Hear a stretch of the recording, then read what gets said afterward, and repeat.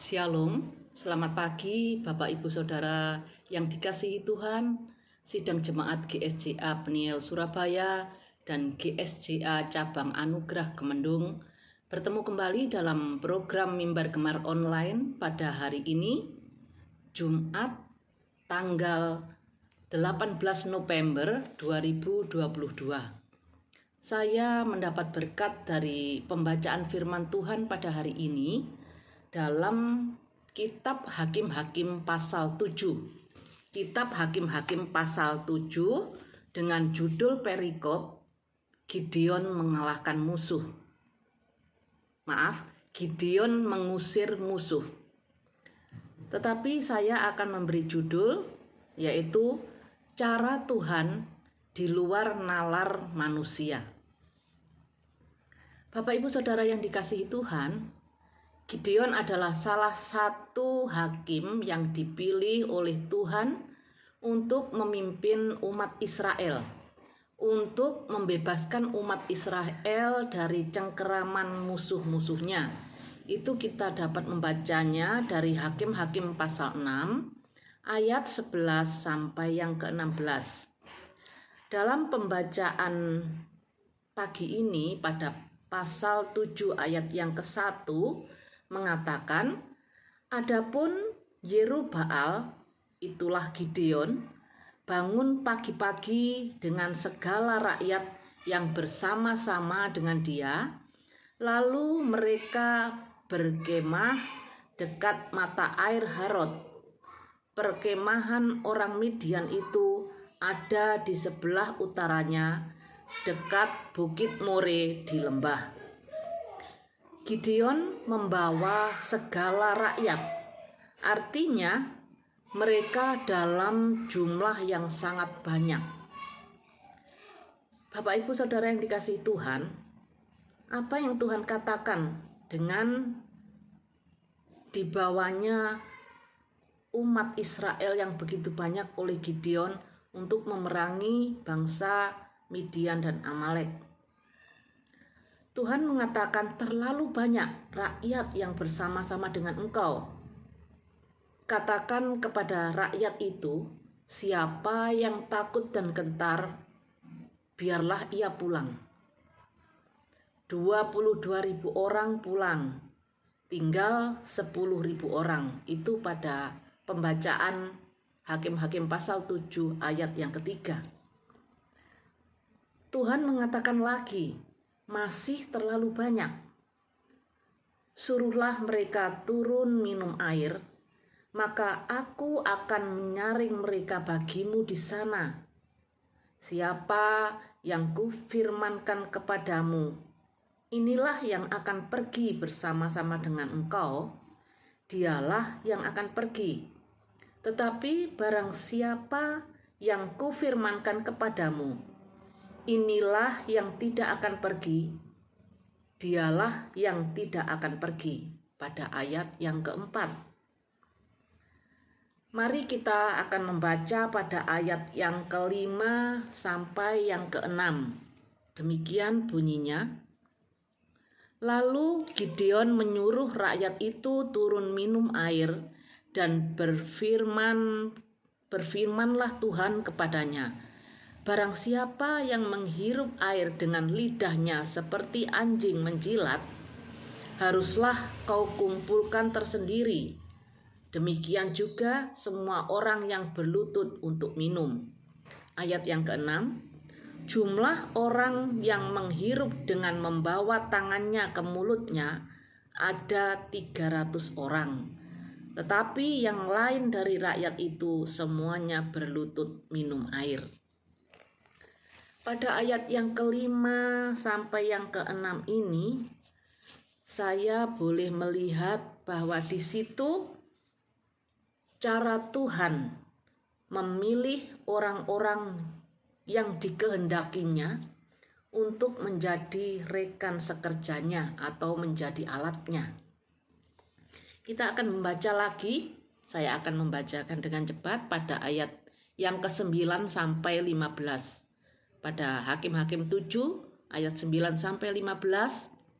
Pada malam itu berfirmanlah Tuhan kepadanya, Bangunlah, turunlah menyerbu perkemahan itu, sebab telah kuserahkan itu ke dalam tanganmu.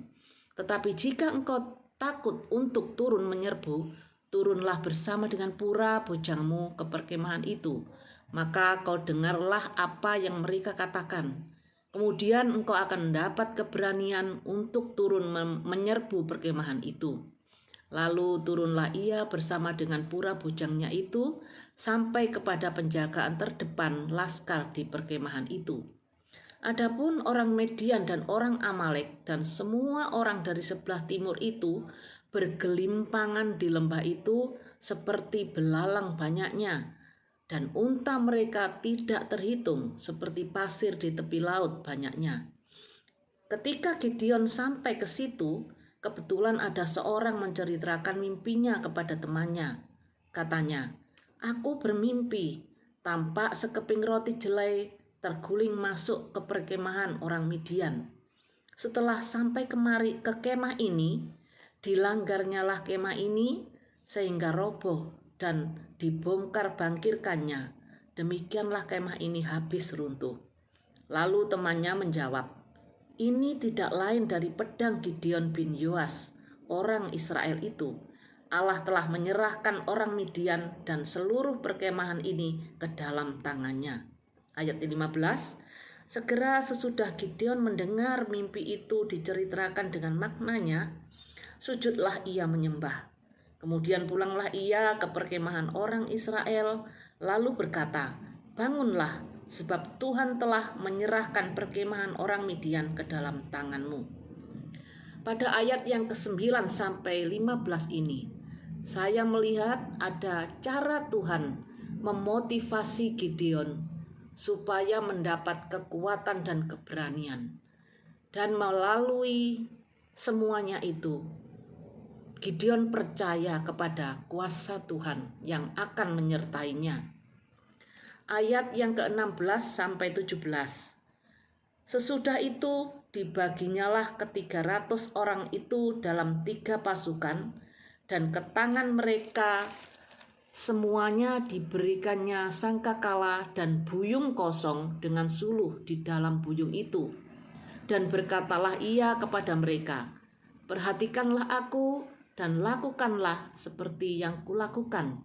Maka apabila aku sampai ke ujung perkemahan itu, haruslah kamu lakukan seperti yang kulakukan."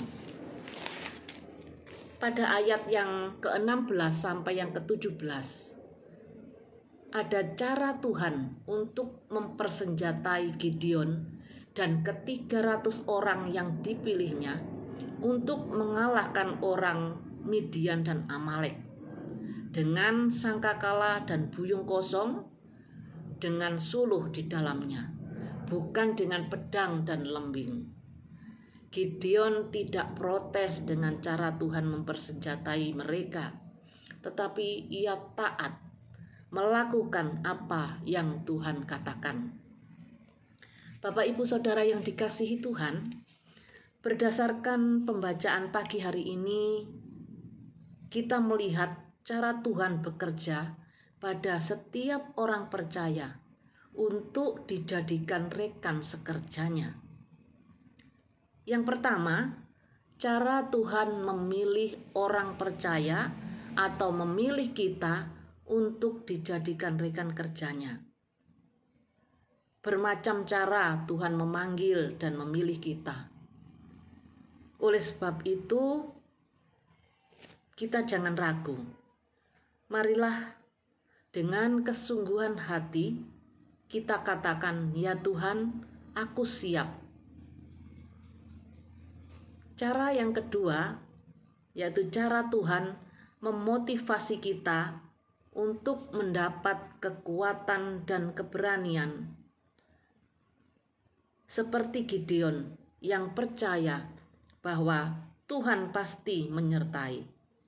Motivasi yang diberikan Tuhan kepada kita dengan semua perbuatan tangan Tuhan yang ajaib yang dilakukannya kepada orang-orang yang percaya, kepada orang-orang yang membutuhkan pertolongan, itu memotivasi kita untuk kita mempunyai kekuatan dan keberanian menjadi rekan sekerja Allah dan percaya bahwa sebagai rekan sekerja Allah, Tuhan pasti menyertai kita dengan kuasa-Nya.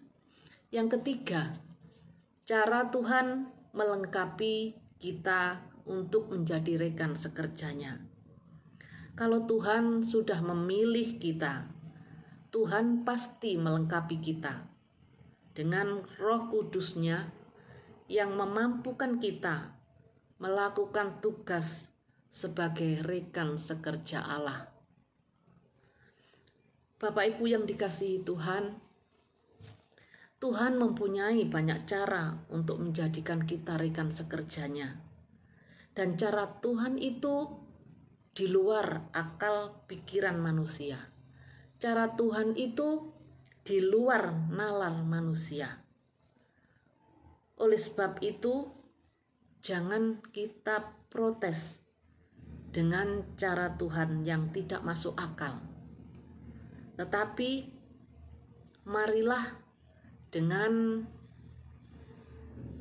kepercayaan penuh kepada Tuhan bahwa apapun cara Tuhan memanggil dan memilih kita, memotivasi kita untuk kita mendapat kekuatan dan keberanian, dan juga memperlengkapi kita untuk kita dimampukan menjadi rekan sekerjanya, kita akan menerimanya dengan sepenuh hati, seperti Gideon yang tidak ragu dengan cara Tuhan memilih, percaya kepada penyertaan Tuhan, dan taat melakukan tugasnya sebagai rekan sekerja Allah. Kiranya renungan pagi hari ini boleh memampukan kita untuk mengerti dan memahami bahwa cara apapun yang dipakai Tuhan untuk memilih kita untuk menjadi rekan sekerjanya, marilah kita terima dengan sepenuh hati dengan mengatakan, "Ya Tuhan, aku siap untuk menjadi rekan sekerjamu." Dan Tuhan tidak akan membiarkan kita. Tuhan memberi kekuatan dan keberanian kepada kita. Dan Tuhan memperlengkapi kita dengan kuasa Roh Kudus-Nya yang memampukan kita untuk menjadi alat bagi kemuliaan nama Tuhan. Kiranya renungan ini boleh menjadi berkat bagi kita semua. Mari kita tutup dalam doa. Bapa di dalam Tuhan Yesus Kristus, terima kasih Tuhan atas firman-Mu pagi hari ini. Tolong kami Tuhan untuk kami selalu memahami, mengerti akan kehendak Tuhan untuk menjadikan kami rekan sekerja-Mu. Apapun yang Tuhan lakukan untuk kami, walaupun itu di luar akal manusia, walaupun itu tidak masuk akal bagi kami sebagai manusia, tapi itulah kuasa Tuhan, itulah cara Tuhan yang Tuhan pakai untuk kami boleh melihat bahwa Tuhan mampu melakukan apa saja di dalam kehidupan kami untuk kami mau siap sebagai rekan sekerja-Mu Bapa.